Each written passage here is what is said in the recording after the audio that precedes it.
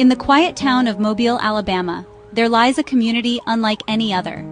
It is called Africatown, and its story begins with a journey of tragedy and triumph.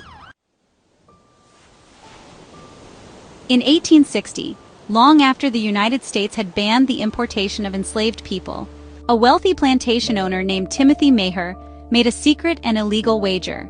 He bet he could smuggle enslaved Africans into the country without being caught. To do this, he commissioned a ship called the Clotilda, which sailed to West Africa. There, the ship's captain, William Foster, captured over 100 men, women, and children from their homes, ripped them away from their families, and stuffed them into the belly of the ship for the long, harrowing journey across the Atlantic Ocean. The Clotilda arrived in Mobile under the cover of night. To hide their crime, the crew burned the ship and sank it in the Mobile River. But the evidence was not the ship, it was the people. These survivors, torn from their homeland, were sold into slavery. Among them were brave individuals like Cudjoe Lewis, who would later become a leader in the story of Africatown. When slavery ended just 5 years later in 1865, these survivors were left with nothing. No money, no land, and no way to return home to Africa, but they were determined to rebuild their lives. Led by Cudjoe Lewis and others, they pooled their resources and bought a piece of land on the outskirts of Mobile. They named it Africatown.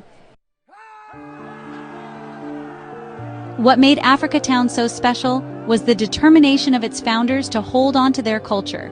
They created a self-sufficient community, speaking their native languages, practicing their traditions, and living as they had back in Africa. They built homes, schools, and a church. They even established a system of leadership similar to what they had known in their homeland. For many years, Africatown thrived. It became a symbol of resilience, showing the world that even in the face of injustice, people could build something beautiful.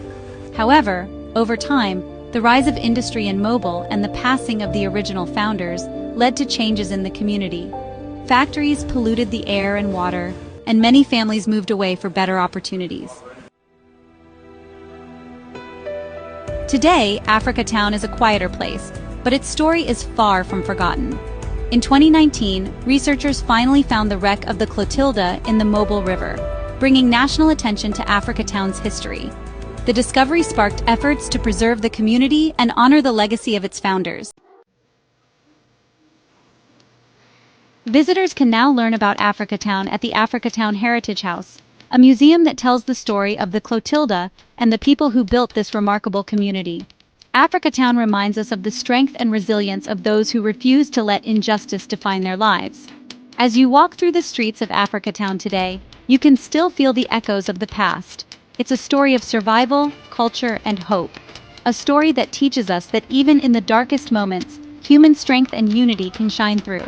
Would you like to explore Africatown one day? The people who built it ensured that their story would inspire generations to come.